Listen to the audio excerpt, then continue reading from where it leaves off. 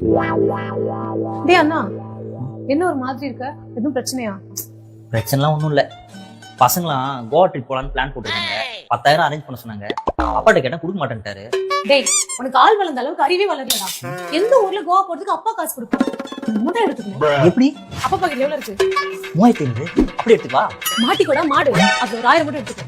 Okay. கிச்சன்ல தோரம்பருப்புல 800, உளுத்தம்பருப்புல 1000, கடலைப்பருப்புல 1500. இது எல்லாத்தையும் எடுத்த மாட்டிக்க மாட்டோம். இதெல்லாம் அம்மா அப்பாக்கு தெரியாம எடுத்தது.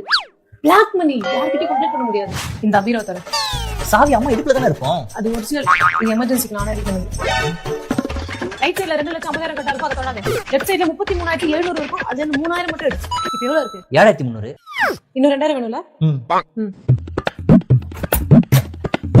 அப்பா, காலேஜ்ல எமர்ஜென்சி ஃபீஸ் 2,000 ரூபாய் கேக்குறாங்கப்பா. ஐயோ, எமர்ஜென்சி ஃபீஸா? இந்தம்மா உடனே நாளைக்கு போய் கொடுத்துரு. என்ன பாஸ், இவ்வளவு வருஷமா ஃபீல்ட்ல இருக்கோம், இன்னும் வளரலடா தம்பி.